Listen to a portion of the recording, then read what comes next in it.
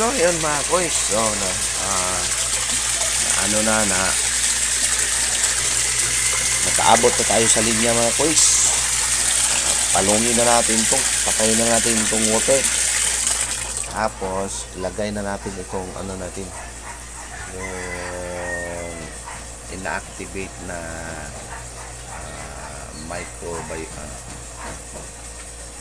biotic, probiotic. Ito mga koys. Kailangan na ito i-oxygen mga koys para mabuhay mga koys ba. Kahapon atong isang araw pa man ito na ano nito mga koys. Isang araw ko to nilagay dito. Kalugin natin mga koys. Mga koys. Ito namang isa mga koys para to sa mga pagkain mga koys. Nilagay ko sa pagkain para pagkain nila hindi na matigas ba. Probiotic din mga koys para pagkain napasok na silang tiyan mga koys. Automatic na agad. Diretso na sa kanilang mga katawad ang probiotic. Koys ha. Kalugin natin yan koys. Ayan mga koys, nakakuha na tayo ng takip. Kakalugin na lang natin ito para ma-mix ng maigi ba. Ayun mga koys. Ito na, takip. Tatakip mo.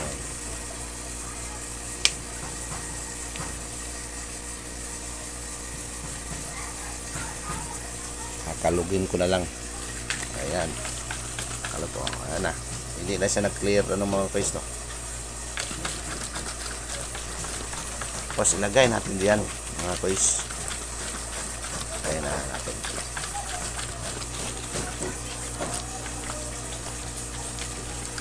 Kalugin mo lang ito mga koys para ma-mix ng mix ba. Okay.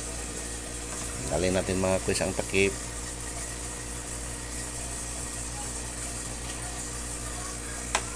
Yan. Tapos ano mo lang yan, ganyan mo lang ito. Ganyan lang ma.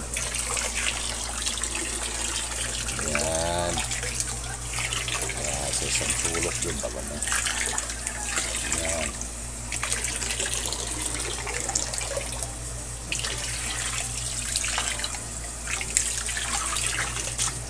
Yan. So, naubos na mga koys. Tapos naman ito mga koys, maglagay tayo ng probiotic na may molasses mga koys para sa ating biofloc.